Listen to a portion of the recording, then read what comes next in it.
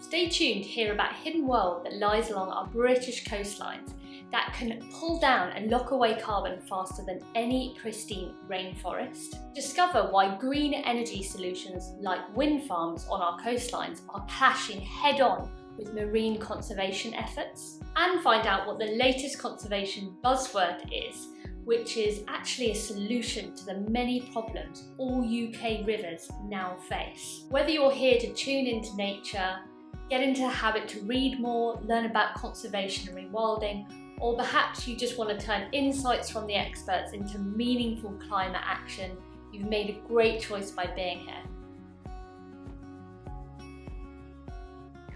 Hello my friend, I'm Rebecca and this is a series called How to Save the Planet with Books. This is episode 14 in which I'm going to be talking about the book Forget Me Not, Finding the Forgotten Species of Climate Change Britain by Sophie Pavelle. And this book really was a first for me because usually when I'm reading about climate change I'm looking a bit frustrated and even red-faced, but this was the first book that I had read about climate change which actually made me smile and even laugh. Whether it's an overdressed hare, a flirty butterfly, a playful porpoise, heroic salmon, poo-loving dung beetle, this is a hilarious and really thought-provoking story. Coming up next, I'm going to share 3 biggest key takeaways from this book, what it could inspire you to do next once you've read it, but also answer the question I always answer, why it deserves its rightful place on the bookshelf of 101 books to save the planet and ourselves. So as always, guys, if you like this video,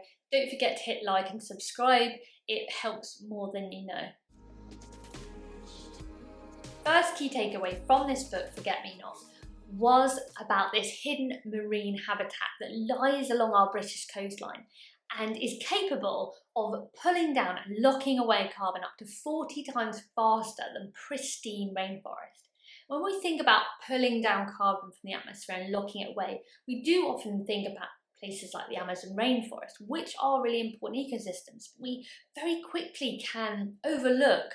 A lot of people still don't know about these blue forests. And this is really what unravels the first rare species, forgotten species of climate change Britain that Sophie, the author, takes us through. And she talks about the seagrass and these seagrass meadows that lie submerged under the waves. Hence, maybe that's why we don't talk about them as much, because they're almost in this hidden world from us. And I love to talk to people, and that's why I really love this chapter. I love to talk about how connected we are as humans to the oceans. And in this modern world, I think we often forget that. And Sophie does this in a really clever way, because what she does is she asks us to take a deep breath. Exhale. She says, now repeat that twice. Breathing feels good, doesn't it? If anything, pretty priceless. Even better, 2 out of the 3 of those breaths were enabled by the ocean, which is very noble of it. The staggering fact is that more than 50% of the oxygen that humans, plants and animals breathe is born within the architecture of phytoplankton, which are obviously in the ocean. So when we think about breathing, we are literally directly connected to the oceans, and that's why they're so important to protect. Hence why the founder of Sea Shepherd, Paul Watson, said that if the oceans die, we die, and really that is quite true. So we've got to better protect the oceans, and I love that this was one of the first species that Sophie talked about. We need to suck carbon out of the atmosphere, and fast. Seagrasses far surpasses ancient woodlands and tropical rainforests in terms of the efficiency and speed in which they do this. And that's why it formed the first key takeaway from this book, that we've got to pay better attention to seagrass meadows and better protect them. So definitely worth checking out Project Seagrass. The second key takeaway from this book was that these greener energy solutions like wind farms that are plotted along our coastlines are no silver bullet. In fact, they can clash head-on with marine conservation efforts. Sophie introduces us to the forgotten species of climate change, the harbour porpoise. When swimming, these incredible marine beings click around 20 times per second. Why? Well, in the underwater world, sound is sight, ears are eyes. So now that we know this, let's set the scene of what these wind farms are doing to these really beautiful species that we should be protecting. 120-metre high turbines, blades up to metres long, huge structures plunged and hammered into the seabed, brings guaranteed noise pollution. And I'm sure we would have very similar response if it happened in our own home. We'd probably end up with a bit of a headache. And they actually monitored the adverse effects of this activity of putting in these wind farms on the harbour porpoises. And they monitored it not just an hour after, but 5 months after. And all the results actually showed that this activity had caused adverse impacts on the porpoises' communication. They even went beyond 5 months to 10 years after the activity of plunging these immense structures into the seabed. And it was a 10-year study at a wind farm in the Baltic Sea that found that acoustic activity among the porpoises declined to a worrying level and is still recovering. In fact, research has gone as far now as to propose that these wind structures, these massive turbine structures that are plunged into the seabed, could actually occupy the exact same space at these marine protected areas. Plymouth University has actually been exploring this idea that wind turbines can actually occupy the same place as marine protected areas with success, because what they're saying is that with these structures you wouldn't get these trawlers ripping up the seabed with their big fishing nets or fishing boats coming through. It would be too dangerous, they wouldn't be able to do it. So it would almost accommodate wildlife by having these massive structures. My first thought of this was, haven't we crippled the oceans enough that we're now suggesting that these big structures can actually occupy the same space as conservation areas? The reality is there's no easy solution, there's no silver bullet. And although technology and all its brilliance is really great and important for solutions, we've got to balance that with remembering that we're not the only species that matter, that the sea doesn't belong to us. And we've got to think about that, because we need to share it. We need to share it with species like the harbour porpoises. So the third key takeaway from this book was the latest conservation buzzword that I know has got not only conservationists excited, the author of this book, Sophie, and myself. And the buzzword is river buffers, or riparian buffers. And this is really exciting because it describes a wooded area about 10 to 30 metres between the river edge and the surrounding land. And this has incredible benefits for both us and the species that rely on rivers. And they're largely missing from our British landscapes. So we need to restore them because they have so many benefits I'm going to go through in a minute.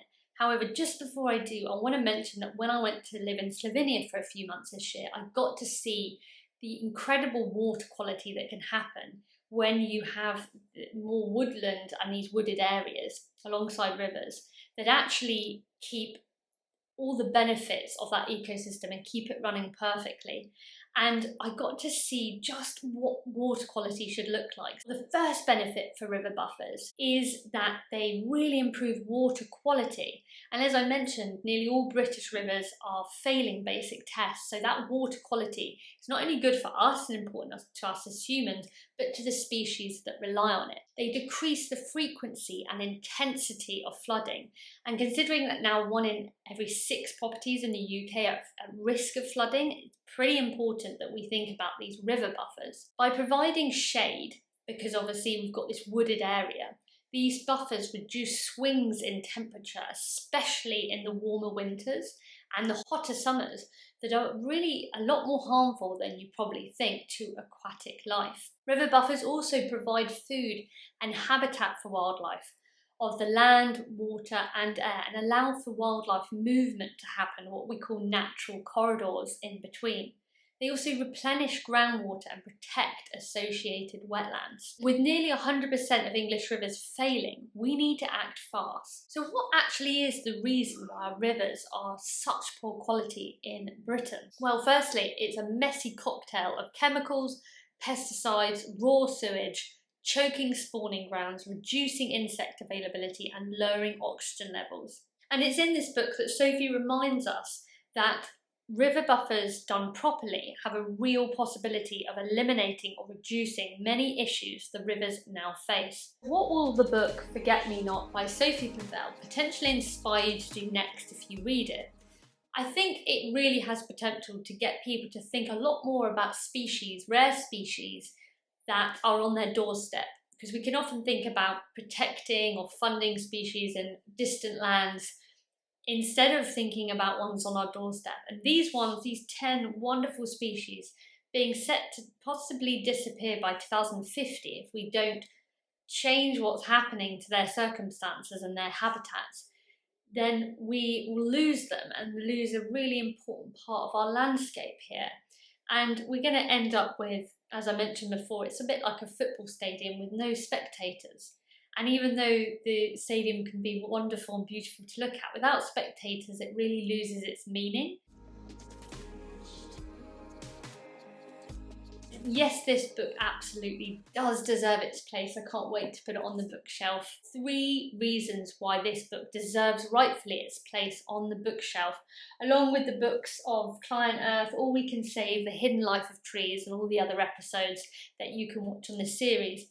And the 3 reasons are this. Well, the first one is that Sophie has such a unique way of writing. I've never come across, particularly for someone writing about climate change, to be so unapologetically herself and so authentic. And by doing that, she makes us think, well, let's focus on our own strengths and skills and how can we bring that to our own climate action? How can we utilise our own strengths? The second reason why this book deserves its place on the bookshelf is that communicating the science of climate change in a way that people understand but also want to engage in is difficult in itself, and it's a real challenge that I know scientists have had for many decades. However, Sophie's way of communicating the complexities of climate change and their effects on nature and ecosystems, I think she does really, really well. The third reason why this deserves its rightful place on the bookshelf is because Sophie really inspires us to have a sense of empathy. Her writing inspires empathy better than I've ever read in any other book to date. And that empathy is really what I believe we need within our society, not just for animals and species that we're set to lose, but for plants as well. So I'm going to end with my favourite quote, which is across 2 pages, but my favourite quote from this book, and it's this. Nature is waving red flags at us, sounding alarms and blaring sirens to try and get us to listen. As I see it, we have 2 options. We can stand by, explore our body weight in wine and just continue to enjoy a rather depressing show, or we can sit up, trust ourselves, work together and quickly try to do something about it. It occurs to me that crises like climate change and biodiversity loss should bring out the best in humanity. We only have to look at our past and present to see that we can do this. In the next episode, I hope you can join me because we're going to be exploring together one of the most radical and ambitious economic models out there that some cities and countries are already adopting. It's clear to anybody that our current economic system is broken, but the question is, can it be fixed? And that's what we'll explore in this next book. So the book is Donut of Economics, 7 Ways to Think Like a 21st Century Economist by Kate Raworth. I'll see you next time.